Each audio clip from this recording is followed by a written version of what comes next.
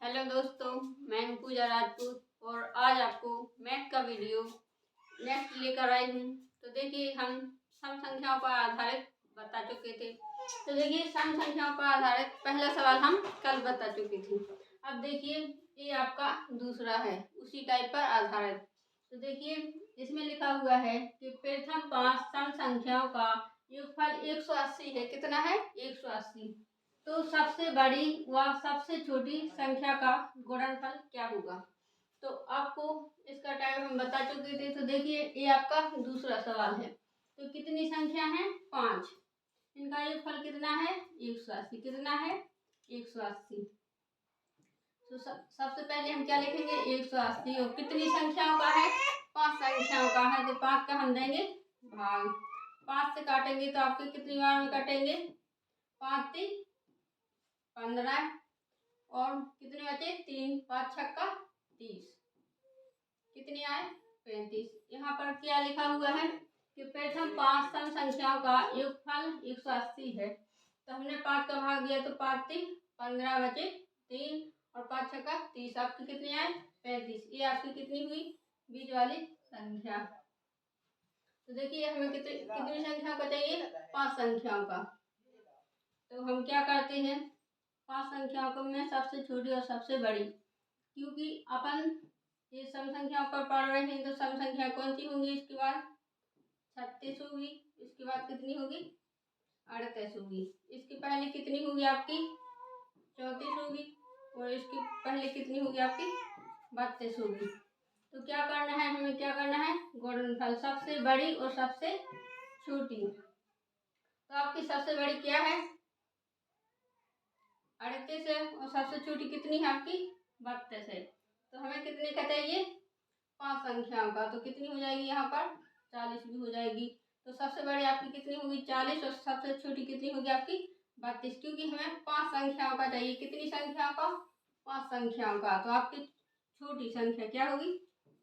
छोटी। ये लिखा है आपकी छोटी संख्या। छोटी संख्या आपकी कितनी दी हुई है? 30। कितनी हुई? 32 दी हुई है। और इसमें बड़ी संख्या कितनी है? 40। तो ये हो जाएगी आपकी कौन सी? बड़ी संख्या। क्या संख्या कितनी है आपकी? 40। अब हमें इसका क्या करना है? अब करना है हमें इसका गुणनफल। तो गुणनफल क्या होगा? क्या लिखेंगे? गुणनफल। देखिए, छोटी संख्या का आपका कितना है? 32। और बड़ी संख्या का कितना है? 40। हम दोनों का क्या कर देंगे? मल्टीपल। तो देखिए, इसका हम 40 का गुणा करेंगे तो पहले 0 आएगा। फिर 4 का पहाड़ा 2 बार पढ़ेंगे तो कितने आएगा? 8 और 4 3 12। ये आपका आंसर हुआ। तो देखिए, ये आपका सम संख्या पर आधारित था। इसी तरह आप विषम संख्या पर आधारित देखते हैं।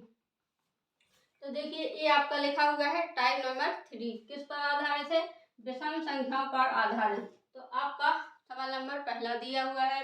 इसमें लिखा हुआ है कि प्रथम 7 विषम प्राकृतिक संख्याओं का योग ज्ञात कीजिए। तो देखिए, हमने इसमें आपको फॉर्मूला भी बताए थे। तो इसका फॉर्मूला क्या था? आपका n²। तो देखिए, हमें पता है कि n का मान कितना दिया हुआ है? प्रथम 7। कितनी? प्रथम 7। तो हम 7 का क्या करेंगे? वर्ग। तो कितना आएगा आपका? 49। ये आपका फॉर्मूला था प्रथम संख्याओं का। और हमने सम वाले को बताया था n और n+1। ये आपका कौन सी संख्या का था? सम संख्या का था। और आपका विषम संख्या का क्या था? विषम संख्या क्या था? n का वर्ग था। ये आपका विषम का था, ये आपका सम का था। तो देखिए, आपका आंसर क्या आया? 49। ये आपका क्या है? आंसर। इसी तरह इसी पर विषम संख्या पर आधारित नेक्स्ट सवाल देखते हैं। तो देखिए, नेक्स्ट सवाल आपका ये दिया हुआ है। इसमें लिखा हुआ है, यदि किन्हीं 3 विषम संख्याओं का योगफल 147 है। कितना है? 147 है। तो सबसे बड़ी विषम संख्या का वर्ग होगा। तो देखिए, आपको सबसे पहले कितनी? 3 विषम संख्या। तो हम लिखते हैं, सबसे पहले आपका दिया हुआ है कितना योगफल है 3 संख्याओं का? 147। तो 3 का क्या करेंगे? सबसे पहले हम इसको डिवाइड करेंगे। क्या करें? भाग देंगे। 3 का भाग देंगे तो कितने आएंगे? 3 चौको 12। कितनी बची आपकी? 2। 3 नम 27। कितना आया आपका? 49। अब कितनी दी हुई है यहाँ पर? 3। तो देखिए 1 3 चौको 12 हुए और 3 नम 27 हुए। हमको क्या चाहिए? दशम। 49 के बाद क्या आता है? ये आपकी बीज वाली संख्या हुई। 49 कौन सी हुई आपकी? बीज वाली संख्या। और हमें चाहिए 3। तो देखिए ये 49 है। 49 के बाद दशम कितनी आएगी? 51। और इसके पहले कितनी आएगी आपकी विषम वाली? तो देखिए 43 आएगी। अब देखिए आपके सवाल में बोल रहा है कि सबसे बड़ी विषम संख्या का वर्ग करना है। तो सबसे बड़ी कितनी दी हुई है आपकी? 51। क्या करना है? वर्ग। और संख्या दी हुई है आपकी 51। तो देखिए हम इसका वर्ग करेंगे तो 51 गुणे 51। तो देखिए इसका वर्ग करेंगे तो कितना आएगा आपका? कितना आएगा?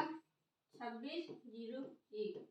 अगर आपको गुणा भी कर सकते हैं, पहले आप 1 का करोगे फिर 5 का कर दोगे तो ये आपका आंसर आएगा। तो देखिए हम प्राकृतिक संख्याओं पर पढ़ चुके हैं और सम संख्याओं पर पढ़ चुके हैं। ये आपका विषम संख्याओं पर था। अब आपको पढ़ना है इकाई अंक पर आधारित। तो देखिए हम नेक्स्ट वीडियो में बताएंगे। अगर आपको वीडियो अच्छा लगा हो तो लाइक करें, सब्सक्राइब करें एंड कमेंट करें। धन्यवाद।